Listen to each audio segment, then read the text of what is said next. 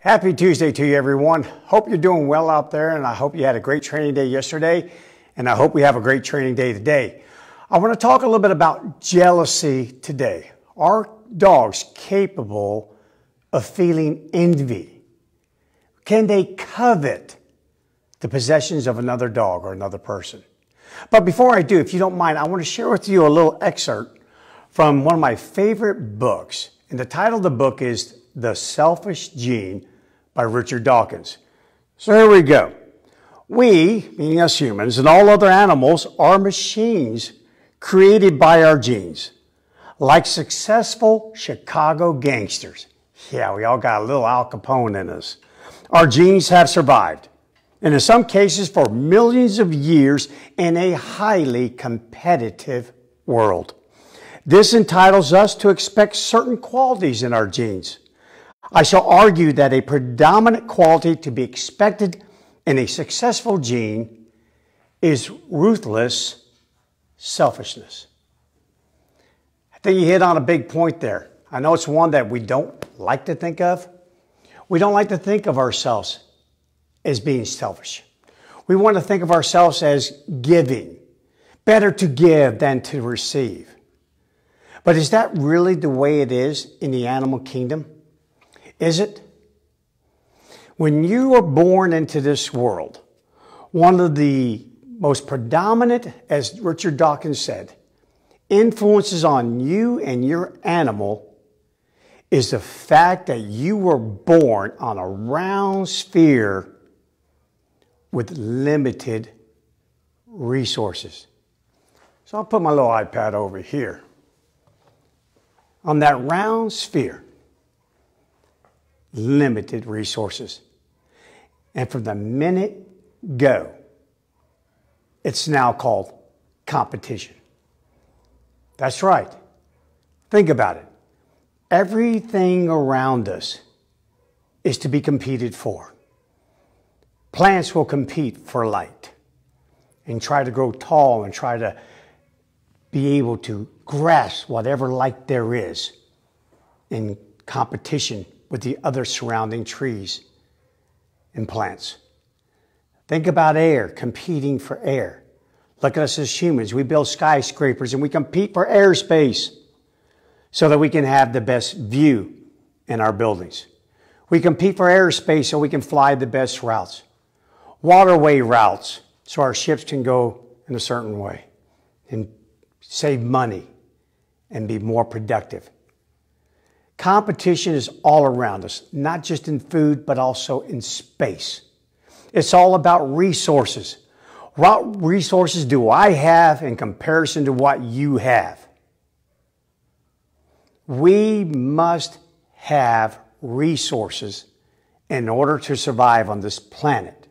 And the fact that they're limited means that there's competition, and because there's a need for competition, that means there will be, from time to time, aggression.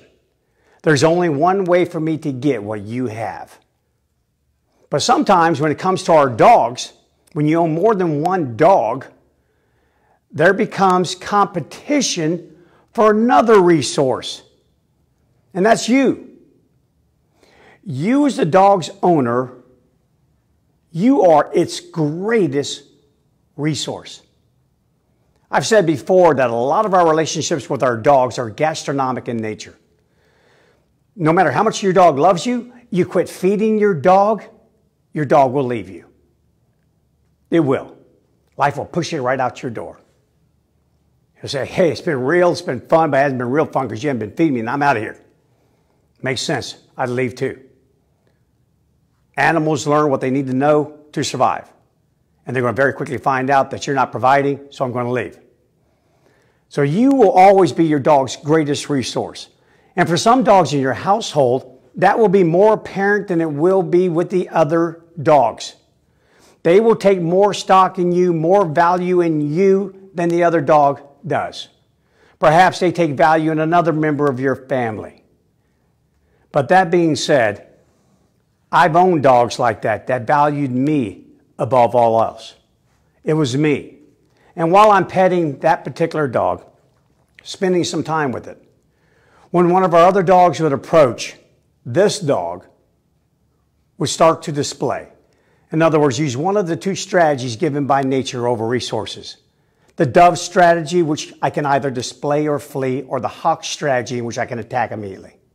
Most animals will elect to at least display first. Yeah, contact is risky. So next thing you know, the dog I'm petting is going, "Grr." You hear this growl, you see those teeth. And the other dog, if it's experienced this before, recognizes that signal, can interpret it, we usually respond by going, all right, tell you what, enjoy your time with Bryan. I'll see if I can get a hold of him later on and spend a little time with him. And they'll walk away. But if that doesn't happen, then in many cases, the attack is imminent.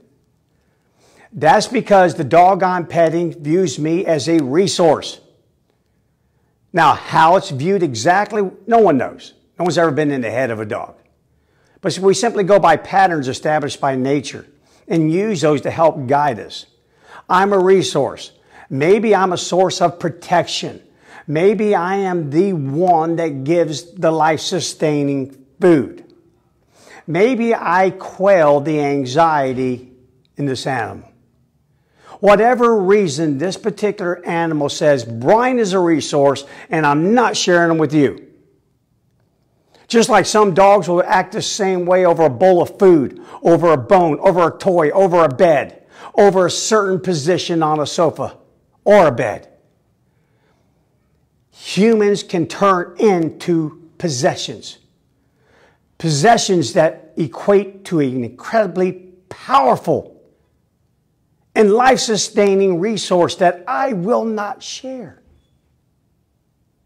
But we being humans, we don't always understand nature. How complex but yet simple she is.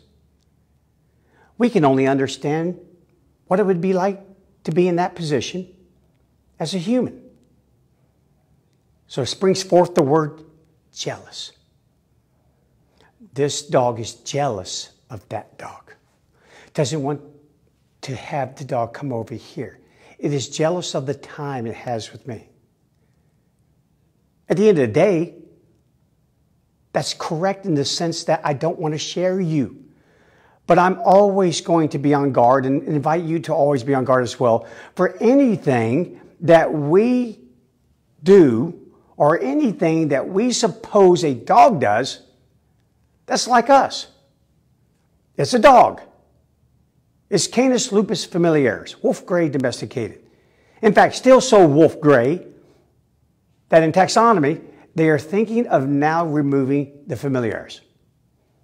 To be more accurate, because as science evolves, we're realizing real quickly how you label something is how you think of something, how you think of something is how you approach something, how you approach something, how are the experiments, and then the hypothesis, and then the outcome that you're now trying to seek. And we're getting a little bit smarter about that, trying to get a little bit more accurate. The problem is, if you believe that your dog thinks like you do, then you set your dog up for immense failure. You set yourself up to fail as well. You set yourself up to have emotions that you really shouldn't have at that moment. It should be a clearer picture. You should be able to stand outside that bubble of emotions and approach it like a scientist. And go, okay, so here's the real deal.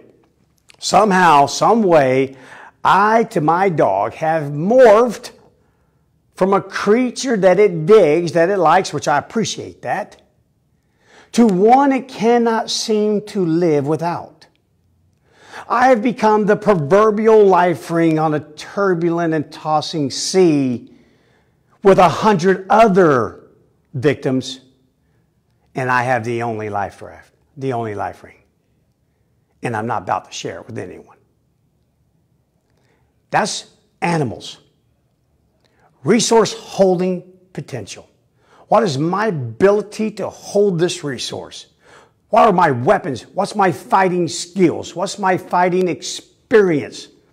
And if I can't assess it in your ability to try and take it from me, I can assess my own. And winners win.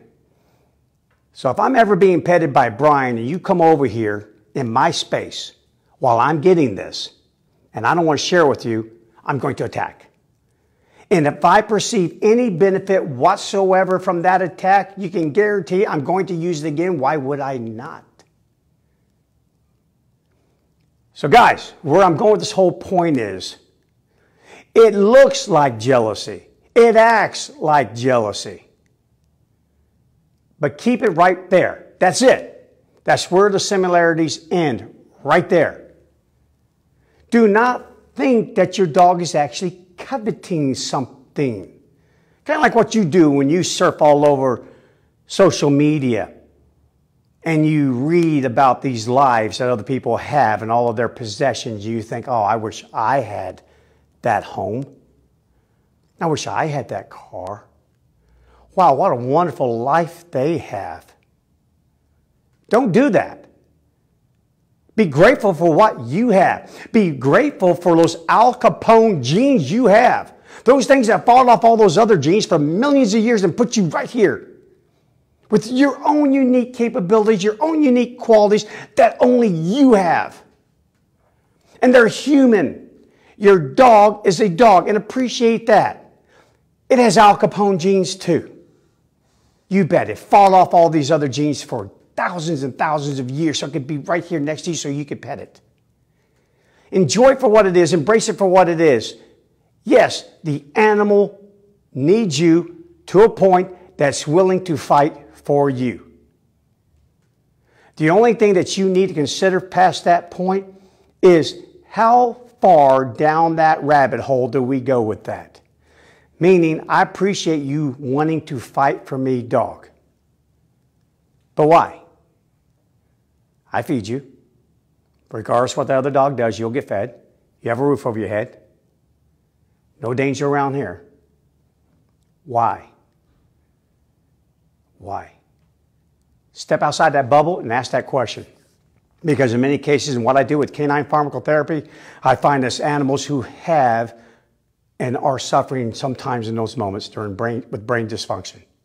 They have the inability to assess the environment around them and make the proper decisions and act out on the proper strategies as given by nature because they're not seeing it the way it's being presented. So I always just kind of look, anytime I have a dog go after another dog or person that comes up to me that I have near me, I always have to wonder why. You don't get to eat me. You're not going to lay on top of me when I'm sleeping too, buddy. I love you to death, but I'm not your bed. So ask that question as well.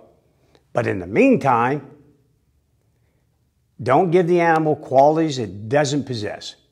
Enjoy and embrace the ones it has. Always approach your dog with an anthropodenial approach versus anthropomorphism. By doing so, you will remain on track. By doing so, you will not make up reasons for your dog's actions. Because when we approach it the wrong way, that's exactly what we do. Why would my dog do that? Well, I don't know dogs, so why would I do that? That doesn't work. Keep a simple, stupid rule. It's a dog. So there you go. There's my little word on jealousy. Kind of looks like a duck. It kind of quacks like a duck, but this is no duck. This is simply the evolutionary rule of mind. It's about competition. Competition is at the root of every single thing on the planet. It's all about competition. So if this happens too much and you may be a little confused, reach out to me. I'll be glad to try and dissect it as best I can. Ask that question, why? Why am I worth fighting over? Yeah, I get that you're a cool person. I get it that you have all these endearing qualities. But there's something deeper when a dog continuously acts as though it's jealous. All right, guys, that's it for today. Tomorrow, we're going to talk a little bit about altruism. Are dogs altruistic? Do they should have that value? Got any thoughts on it? Send them my way. I'll be glad to cover it right here on Facebook Live. We're just keep moving down this road here. A lot of stuff to ponder. So we're going to get to pondering it. I'll see you guys tomorrow. Until then, have a great training day. Be on guard for that jealousy. If you see it, you can't figure it out, send it to me. I'll help you do it. See you guys tomorrow.